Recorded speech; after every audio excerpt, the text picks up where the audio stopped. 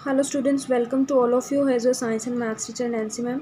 सो आज हम class 7th का 6th चैप्टर पढ़ रहे हैं, फिजिकल एंड केमिकल चेंजेस, जिसका हाफ पार्ट हम पिछले वीडियो में कर चुके हैं, जिसमें हमने फिजिकल चेंजेस के बारे में पढ़ा था कि फिजिकल चेंज होता क्या है। जब हम फिजिकली किसी चीज़ को देखते हैं कि उसमें एक जनरल चेंज आया है, बल्कि उसकी प्रॉपर्टीज़ में चेंज नहीं आया है, उसे हम बोलते हैं फिजिकल चेंज। केमिकल चेंज के हम कुछ एग्जाम्पल्स इसमें पढ़ेंगे। First is dissolve about a teaspoon full of copper sulphate solution. हमने कॉपर सल्फेट का एक सॉल्यूशन लेना है, केमिकल सॉल्यूशन होता है, जिसके बारे में हम हायर क्लासेस में ज़्यादा अच्छे से पढ़ेंगे। तो कॉपर सल्फेट का सॉल्यूशन लेना है और उसके अंदर हमें क्या मिक्स करना है, वाटर मिक्स करना है, ठीक है। उसको एक बीकर में हमने डाल देना है। Add a few drops of sulphuric acid, अब एसिड हमने उसमें डालना है।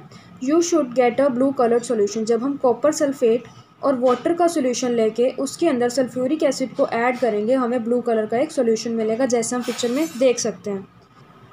तो इसके अंदर क्या क्या मिक्स हुआ है, कॉपर सल्फेट है हमारे पास, प्लस में हमारे पास क्या है H2O, प्लस में क्या है हमारे पास सल्फ्यूरिक एसिड, यानी कि तीन चीज़ों का मिक्सचर हमने इसके अंदर लिया है। उसके बाद हमने क्या करना है, save a small sample of solution in a test tube और a small glass bottle, drop a nail और a use shaving blade into the remaining solution. अब हमारे पास जो सॉल्यूशन है इसके अंदर हमने क्या डालना है, एक आयरन नेल डालना है, यानी कि जो लोहे की कील होती है, या फिर हमने कुछ जो ब्लेड होते हैं उसको इसमें डाल देना है।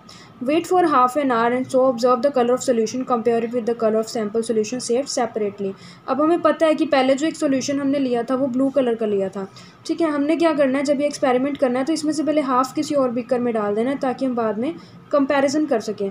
जब हम हाफ जो है दूसरे बिकर में सेफ रख लेंगे, अब जो हाफ बचेगा इसमें से उसके अंदर हमने एक आयरन का ब्लेड डाल देना है।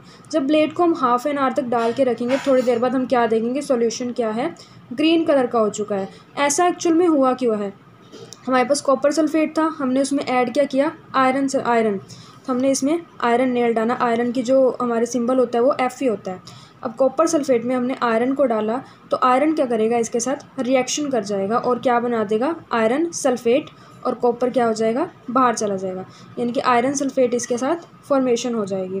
तो हमारे पास प्रॉपर रिएक्शन इसकी क्या बनेगी, देखो हमने कॉपर सल्फेट का सॉल्यूशन लिया था, उसके अंदर किसे ऐड किया, आयरन को, तो एरो के बाद क्या आता है, प्रोडक्ट आता है। तो प्रोडक्ट में क्या मिला, आयरन सल्फेट जो ब्लू कलर का मिला, सॉरी ग्रीन कलर का मिला हमें, और बाद में क्या बचा, कॉपर बच गया, ठीक है। हमने आपको शुरू में क्या बताया, ये एक सॉल्यूशन लिया जिसमें कॉपर सल्फेट था, वाटर ऐड किया और उसके बाद उसमें सल्फ्यूरिक एसिड डाल दिया। मेन जो वर्क है वो कॉपर सल्फेट का है। तो उसके अंदर जैसे ही मैंने आयरन नेल को डिप किया, इसके अंदर ब्लेड को डिप किया, तो ये जो आयरन है वो कॉपर सल्फेट के साथ रिएक्ट कर गया और हमारे पास क्या दे गया, copper sulphate plus iron reaction करके आयरन सल्फेट दे गया और कॉपर दे गया।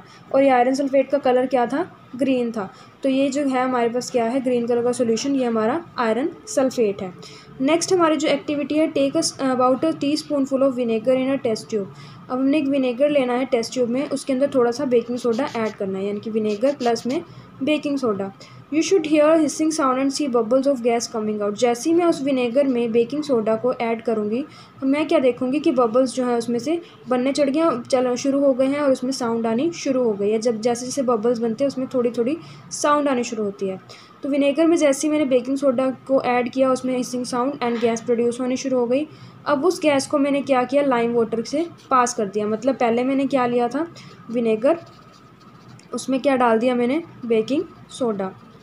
जैसे ही जो उसमें से प्रोड्यूस हुआ उसमें से एक गैस प्रोड्यूस होएगी, और गैस को मैंने किस में रिएक्ट करवा देना है, लाइम वाटर में, ठीक है। तो हम आगे इसको देखते हैं डायग्रामेटिकली क्या होता है।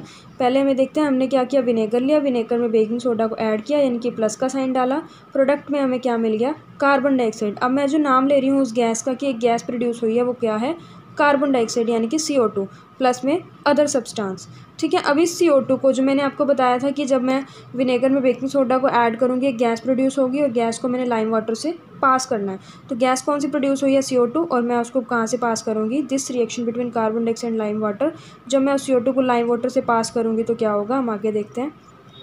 हमने इसमें डायग्रामेटिकली देखा है कि इस टेस्ट ट्यूब में क्या किया, विनेगर को बेकिंग सोडा के साथ ऐड किया है, इसके अंदर से एक गैस प्रोड्यूस हो रही है, दैट इज़ CO2, और इस CO2 को मैं कहाँ पे पास कर रही हूँ, लाइम वाटर में। ये सारा मैंने लाइम वाटर रखा हुआ है।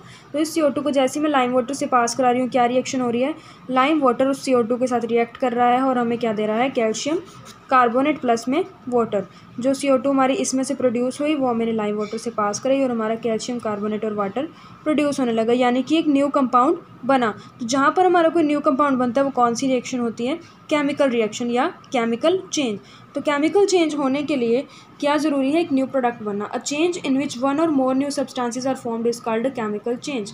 एक चेंज जिसमें जो कुछ नए सब्सटेंस फॉर्मेट होते हैं, शुरू होते हैं, बनते हैं, दैट इज़ केमिकल चेंज। और उस चेंज को एक आल्सो क्या बोला जाता है? Chemical reaction. तो केमिकल रिएक्शन होने के लिए क्या क्या चेंजेस आ सकते हैं? हीट, लाइट और एनी अदर रेडिएशन में गिव ऑफ एब्जॉर्ब्ड, कि हीट लाइट एब्जॉर्ब भी हो सकती है या फिर वहाँ से रिलीज़ भी हो सकती है। साउंड भी प्रोड्यूस हो सकती है, स्मेल में चेंज हो सकता है या फिर कोई नई स्मेल उसमें अराइज हो सकती है, कलर में चेंज हमें दिख सकता है, नई गैस फॉर्मेशन हो सकती है। तो ये सब क्या सिम्टम्स हैं केमिकल चेंज के।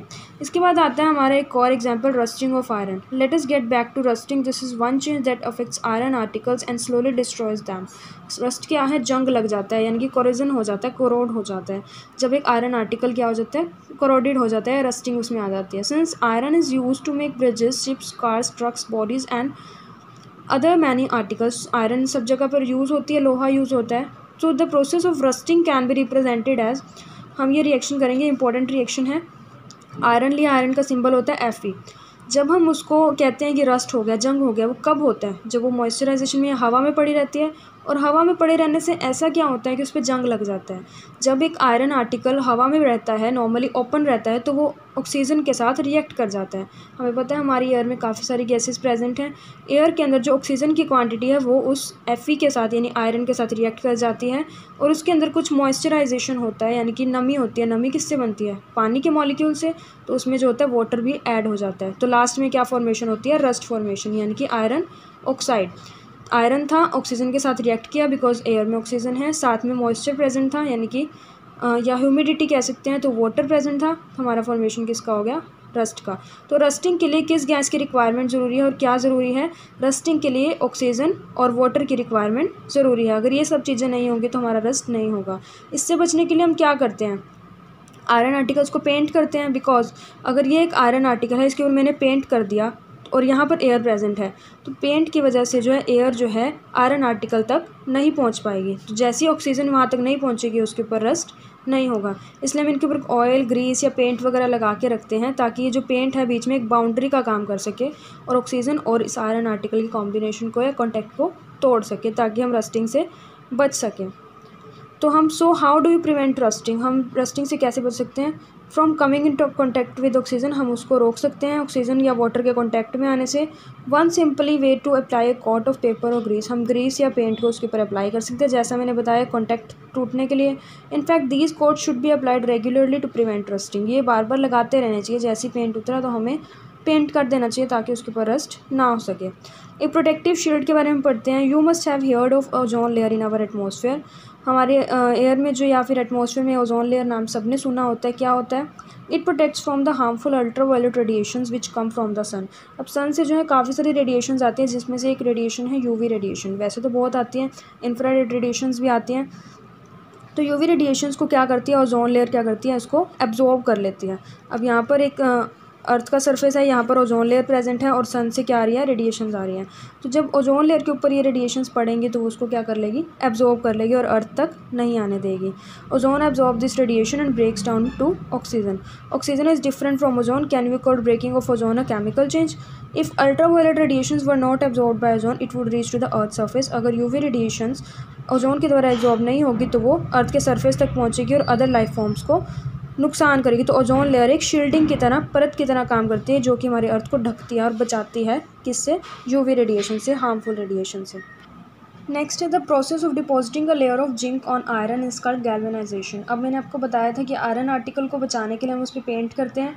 अब पेंट की जगह अगर हम जिंक की लेयर लगा दें आयरन के ऊपर तो उसे बोलते हैं गैल्वेनाइजेशन, यानी कि खाली जिंक को यूज़ करना, that is galvanisation. The iron pipes वो use in our homes to carry water galvanise to prevent rusting. हम ऑलमोस्ट जो घर में पाइप्स लगे होते हैं वो गैल्वेनाइजेशन के प्रोसेस से प्रोटेक्ट हुए होते हैं रस्ट से। ठीक है, इसके बाद आता है stainless steel is made by mixing iron with carbon and metals like chromium. अब जो स्टेनलेस स्टील है, जो अच्छा स्टील माना जाता है, वो किससे बना होता है?